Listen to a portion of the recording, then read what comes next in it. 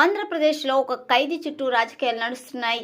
ఎన్నో ఇతర సమస్యలు ఉన్నా ఈ అంశం హాట్ టాపిక్గా అవడం విచారకరం. అయితే ఇందులో కూటమి ప్రభుత్వంపై వైసీపీ టార్గెట్ చేసింది. తాజాగా మంత్రి అనితపై గురి పెట్టింది.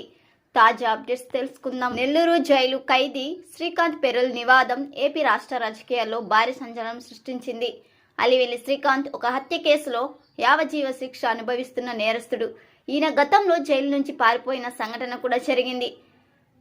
ఇలాంటి శ్రీకాంత్కు పెరోల్ మంజూరైంది. ఎవరో పెరోల్ ఇచ్చారు అనే అంశాన్ని ప్రతిపక్ష వైసీపీ లోతుగా పరిశీలిస్తుంది.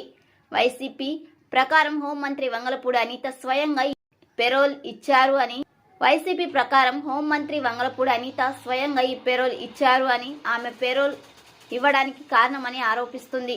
టీడీపీ ఎమ్మెల్యేలు కోటంరెడ్డి శ్రీనివాసులు, పాషం సునీల్ కూడా పెరోల్ లేఖలపై సంతకం చేశారని వైసీపీ నేతలను ఆరోపించారు. హోంమంత్రి ఆదేశాలను హోంశాఖ అధికారులు ఈ ఫైల్ సిద్ధం చేశారని, మే 16న హోంమంత్రి అనిత ఫైల్ని పంపారని వైసీపీ ఆరోపిస్తుంది.